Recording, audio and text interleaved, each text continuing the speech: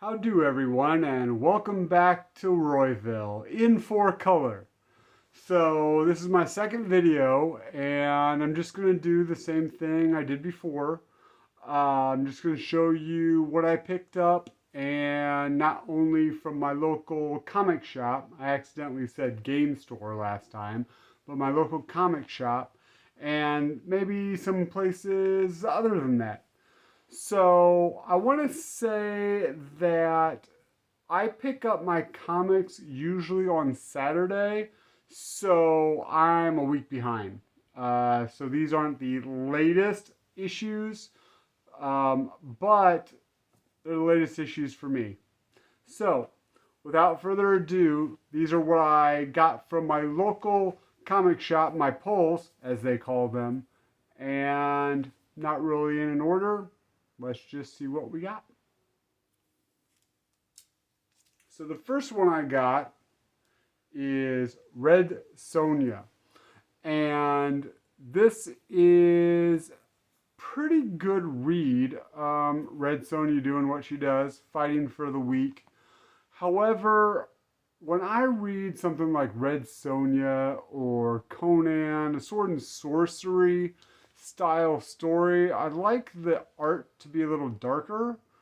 Maybe a little more almost pre-code horror, if that if you're familiar with that term. This is more cartoony, so there was a little bit of dysfunction with me between the art and the story, but other than that, still a really good read. Still recommend. Just kind of know that the art to me is a little more Disney for a Red Sonja comic. Kind of weird. All right. And the next one we got is a really fun one. So I'm a fan of the JSA, and this is the latest Power Girl. However, the story's not really about Power Girl, because you can see a cat on the cover, and the story is about the cat. Streaky, sneaky. I'm not exactly sure. I know Crypto. That's my animal companion. But it is a really fun read. Most of it is from the cat's perspective. So when people talk, it's wah, wah, wah, wah, kind of like the Peanuts. But the feline friend goes on a little adventure, and I'm not sure if you are aware of Power Girl's cat, but it is like Crypto. It has Kryptonian powers. So it goes on a little adventure. Not a lot of conversations, not a lot of talking in the book because it's a cat. And it goes and rescues some rescues. So it's a lot of fun, very quick read. And if you like something a little more lighthearted, something for the kids, I definitely recommend picking up this issue. All right, next one, Detective Comics. This is the latest issue. I'm not exactly sure what's going on in the issue. So all of Gotham thinks that Batman is dead. And he was smuggled out of the city. Spoiler alert, as always with these issues I'm talking about, my polls. He was smuggled out of the city by Selena Kyle and Talia.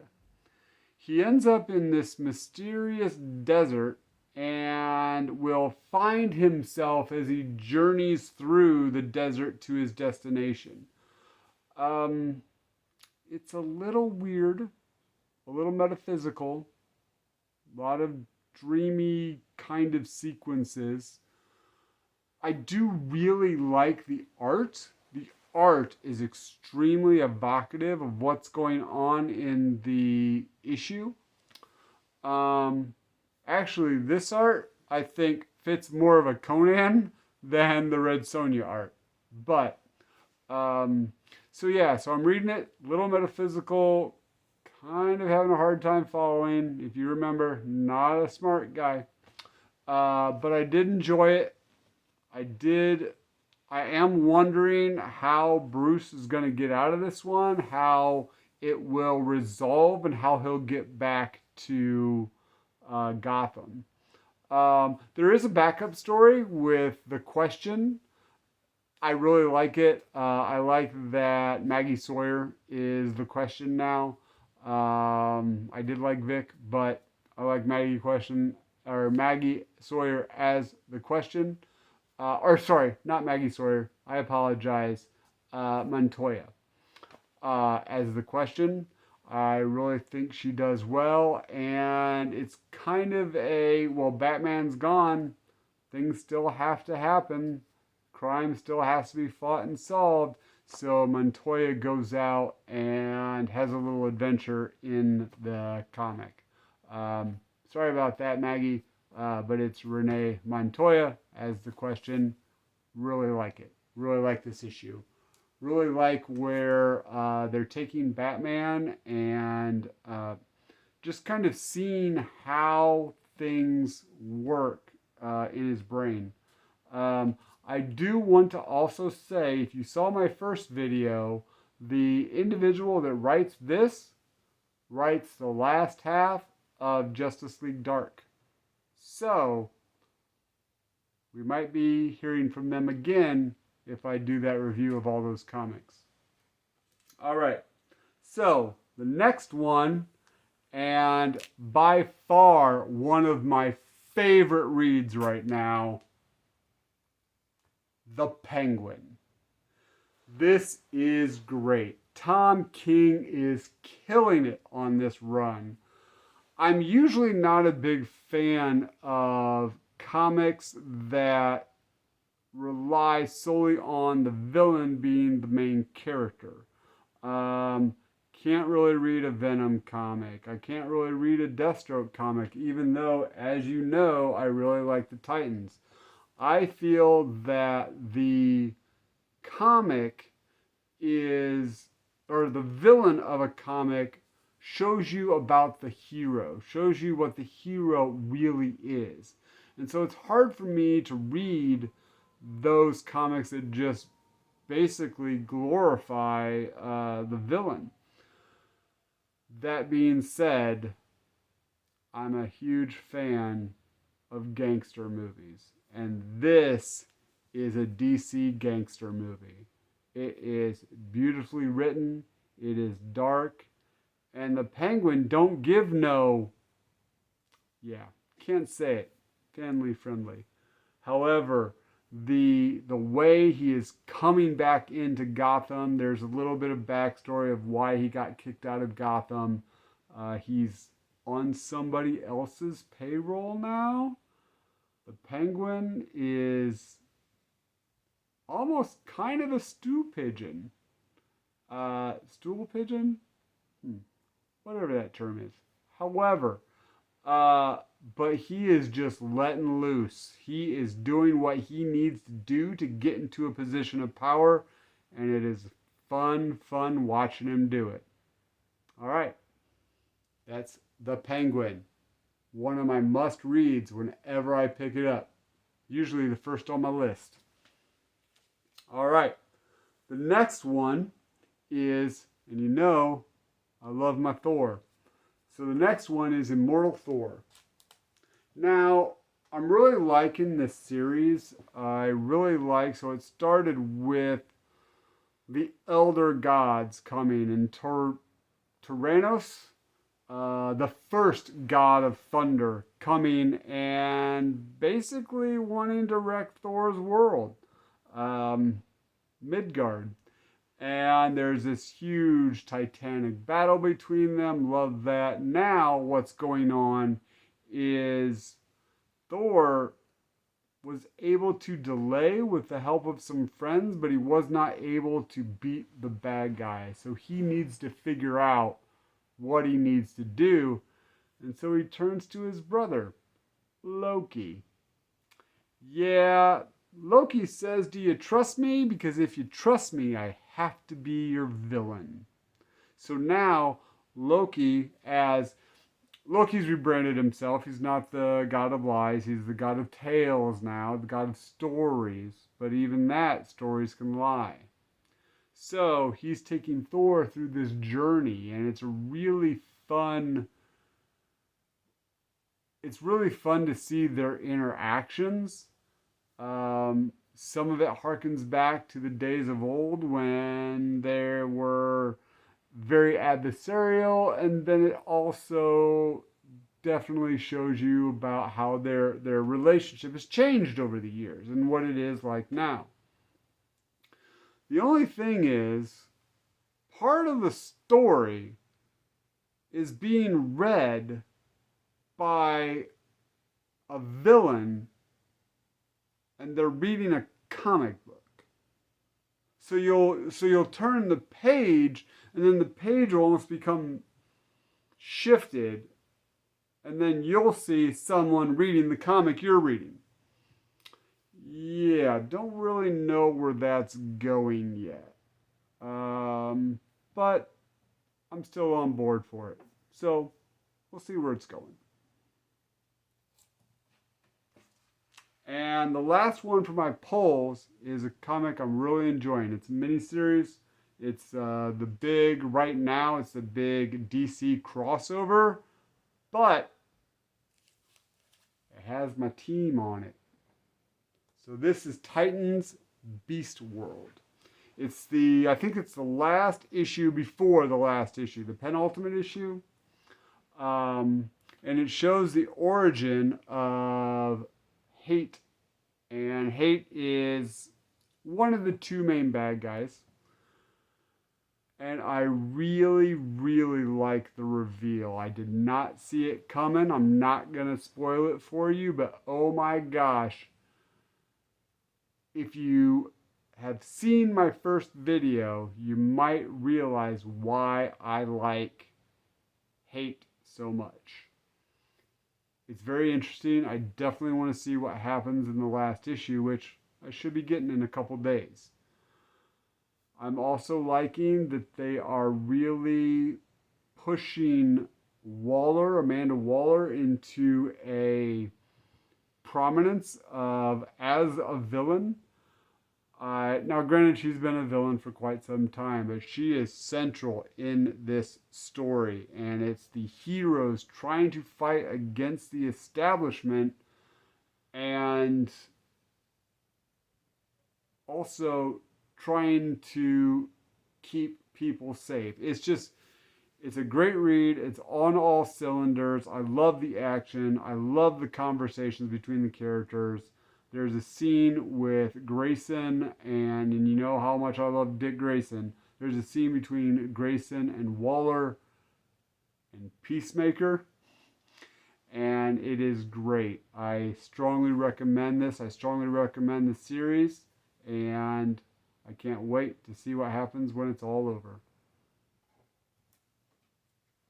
All right, so those were my polls for the week. So now there were some things I picked up on Whatnot, some older issues, something mostly not very expensive, but I was able to read all of them before this video, so let's go through them. I was a big fan of Daredevil back when I was in high school, and I read a lot of it. I collected it. It was one of my main polls when I was younger. And so I started to buy some things that just kind of filled in some of the gaps. Well, this is one of them. This is Daredevil. Let me put my readers on here, a little old. So this is Daredevil 201, Daredevil 201, and I really like this comic. I'm a big fan of Black Widow, and during this time, they had a previous relationship, her and Matt Murdock, and now they're just kind of friends, and she's hanging out and helping him out. I don't know what happened previously because it's been years and years since I've read these, so I'm just reading these issues. But something happens with Murdock, and he needs some help. So who steps in? His buddy Black Widow, and she goes and she just kicks butt, and I love it. Definitely a good read. Keeping with the Daredevil theme, mostly this one I bought for the cover. As you know, as I have previously said here, I am a fan of gangster movies. And there's nothing more gangster, in my opinion, in the Marvel Universe than the Kingpin. And I love the cover to issue Daredevil 212 because you have Kingpin with his arm around Murdoch. What's going on here? Well, it's kind of cool because there's somebody that's even worse than the Kingpin. And the Kingpin and Daredevil have to collaborate to take this guy down. Kind of odd though, because as you can see, I'm missing a few issues here. And this issue, all the bad guy does, yeah, there was a sacrifice in a previous issue, but all the guy does is eat food, whether it is big ham hocks or burgers. There's one where this woman comes in with a bunch of chocolate candy and he just devours it. Really? This is the guy? Yeah. Maybe he's just hangry and needs a Snickers. But anyway, still a fun read. Really like seeing the Kingpin. That's Daredevil 212. And the last Daredevil I got is, I'm going to put my readers on here, Daredevil 252. Now, this is a tie-in to the Fall of the Mutant storyline, and it's a double issue, so I enjoyed reading it. The tie-in to the Fall of the Mutants was basically something happens, big explosion, everyone around Murdoch thinks it's the end of the world, which, okay, there's all the power in the area goes out, and there's a gang led by Ammo. Okay, maybe it would have been Arsenal would have been better, but you know, we got a good Arsenal in DC, so I guess it's Ammo. But it's most of the story is centered around Murdoch and Black Widow trying to get a group of people to safety to a hospital. And hijinks ensue. There's a gang. They got to fight the gang off. There's some ex-Green Berets that are like helping them out. And it is a very, I don't know if you ever seen the movie Judgment Day with, I think, not Lou Diamond Phil, it's Emilio Estevez and Dennis Leary. Kind of reminded me of that, kind of this almost New York Mad Max style, but it was a lot of fun, a lot of action going on.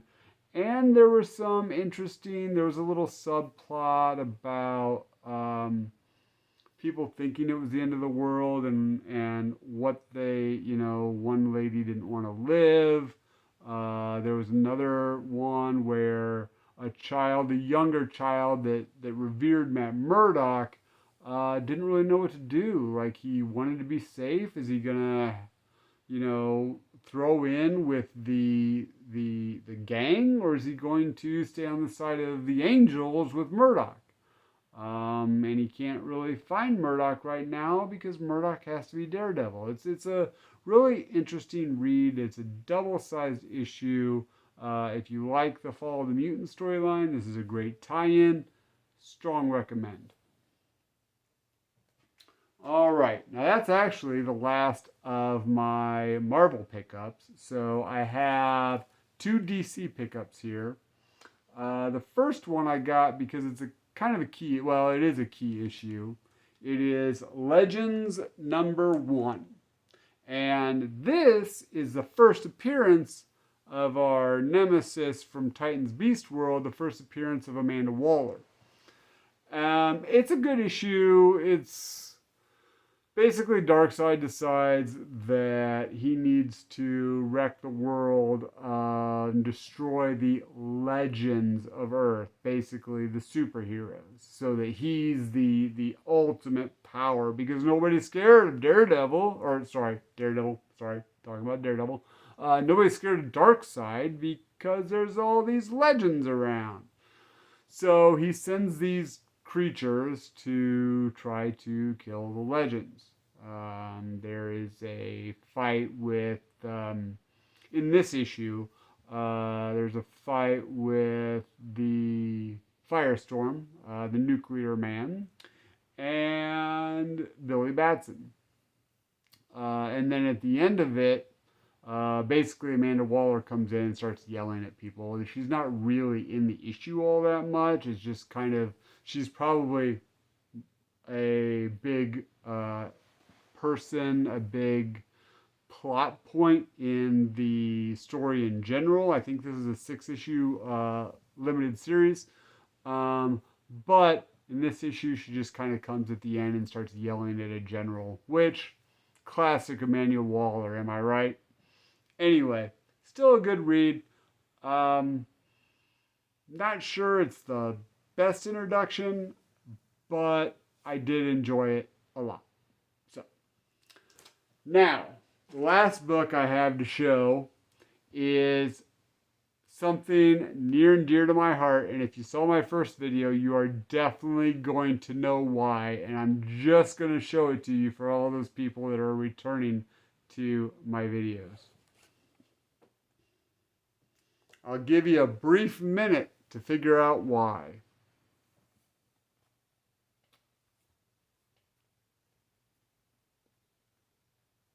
All right. The Royal Flush Gang. This is actually the second Royal Flush Gang. The first Royal Flush Gang was defeated, and so now there's a new ace trying to get a Royal Flush Gang together for nefarious purposes. And this ace needs these Royal Flush Gang members to kill the Justice League. Obviously, it's their book. We don't know why yet. It's 2 or 3-parter, and this is part 1. I did like, however, I really enjoyed that, first of all, they all don't trust each other. There's a lot of banter back and forth between the various members. And I also like that they go in and they describe the background of all of them, why Ace chose them, what their special abilities are. And it's just really cool to get in depth with each of the members of the gang. So I definitely enjoyed this read. I'm going to try and find the other issues. I could probably read them on the app because I do have the DC app. However, I enjoyed reading this right out of the comic, and I really want to try to get the other 2 issues to enjoy it the way it should be done. I will say, however, they have a secret lair right in the desert, okay, of a huge, bigger than a coliseum of stacked playing card building. Now, I know it isn't technically modern day because this is an older issue. Nobody could find that? Anyway, so that's my polls for the week, and that's what I picked up for the week. So if you liked these issues, if you have any interesting questions about these issues, go ahead and leave them down in the comments so we can talk about it. Have you read these issues? Do you have these issues? I'd like to know. And if you like this content, if you want to see more Welcome to Royville in 4-color about comic books, please subscribe, hit the notification bell so you can see my pretty face when I get new comics, and I hope to see you soon. As your mom would say, be a dick, Grayson. Keep reading, everybody. Thanks.